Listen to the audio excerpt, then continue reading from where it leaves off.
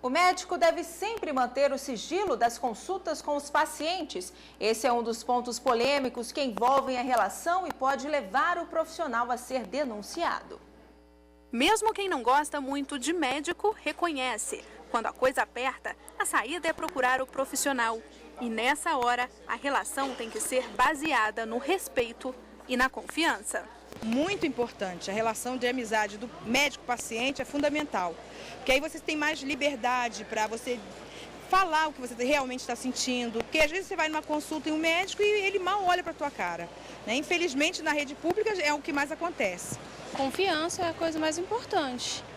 A gente precisa acreditar no que o médico fala pra gente, né?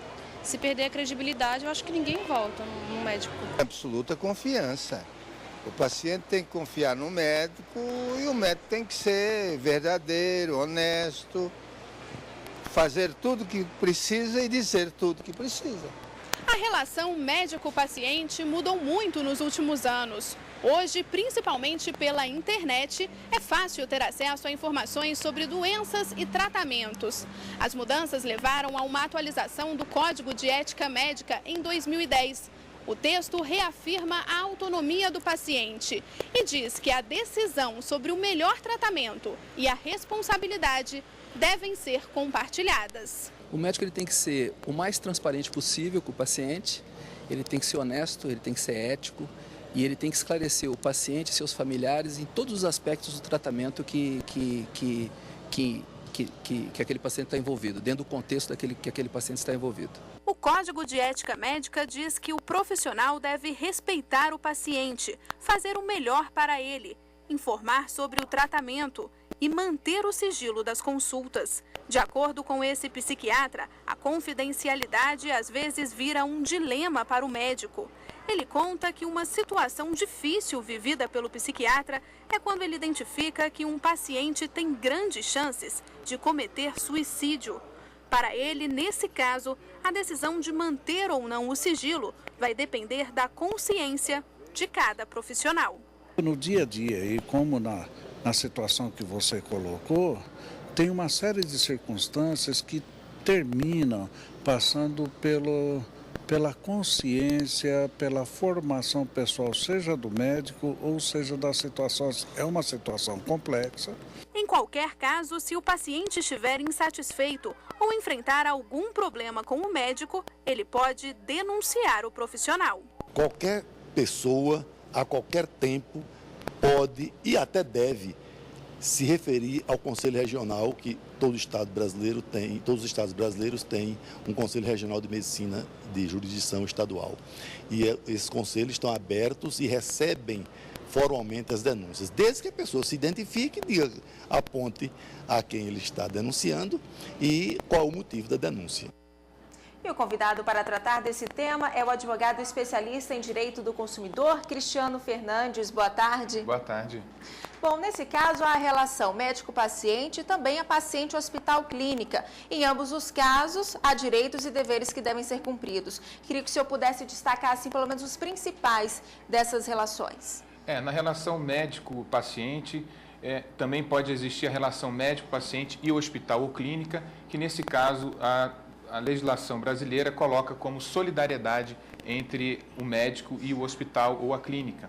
Então, os principais direitos que a gente pode elencar são os direitos que já foram tratados, como o da transparência, o da ética e, principalmente, que o médico não faça aquele atendimento industrializado, aquele atendimento como se o paciente fosse uma coisa, né? Tratar a pessoa e não a doença, tratar de forma a procurar saber exatamente os detalhes de cada paciente e não fazer uma consulta muito rápida, né? Procurar entender o assunto e utilizar tudo o que a ciência moderna e os recursos mais avançados que já foram colocados pela ciência como um todo, como recursos de obrigação no tratamento, que esses recursos sejam utilizados ou pelo menos indicados para os pacientes. Então, dentro de uma perspectiva geral, um dos principais deveres do médico, além do sigilo que foi colocado, é também utilizar de todos os recursos que a ciência moderna tem para tentar tratar o paciente. Agora, nessa relação médico-paciente, paciente-clínica, enfim, vale aquela famosa frase de que o cliente tem sempre razão? Não, na verdade, o cliente sempre tem razão quando está de acordo com a lei. E assim o médico e o hospital também. É preciso deixar claro que o médico, a medicina é uma profissão de meio, ela não é uma profissão de fim. Ou seja, o médico ele não é obrigado a curar, mas ele é obrigado a utilizar tudo que está ao seu alcance para tentar curar. Com algumas exceções, que é o caso da odontologia estética e da medicina de plásticas e de estética, que aí sim há uma obrigação de atingir o resultado. Aí sim é preciso se valer da legislação, há uma responsabilidade de atingir aquilo que foi prometido. Ok, e vamos agora responder uma pergunta gravada nas ruas sobre esse assunto? Vamos ver. Oi, meu nome é Liz Jordânia Oliveira da Silva, eu sou estudante e eu gostaria de saber quais os casos que eu posso processar um médico. Então, quais situações, mais específicas, que a gente pode, então, processar um médico?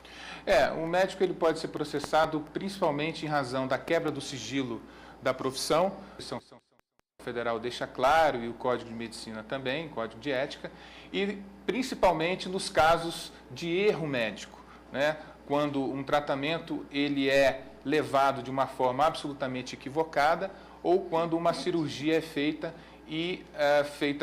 contrariamente aos recursos e a toda a expertise daquele assunto e acaba causando um prejuízo, às vezes estético, às vezes para a saúde sistêmica do indivíduo. Aí sim, ele e, dependendo da situação, o médico pode ser condenado em danos materiais, em tudo que ele gastou para tentar consertar aquele equívoco, e também, se houver um prejuízo à honra e à psique do indivíduo, ele poderá também processar por danos morais. Bom, o paciente ele tem o direito de se recusar a ser atendido por um determinado médico. Esse profissional da saúde também teria esse direito de recusar atender determinado paciente?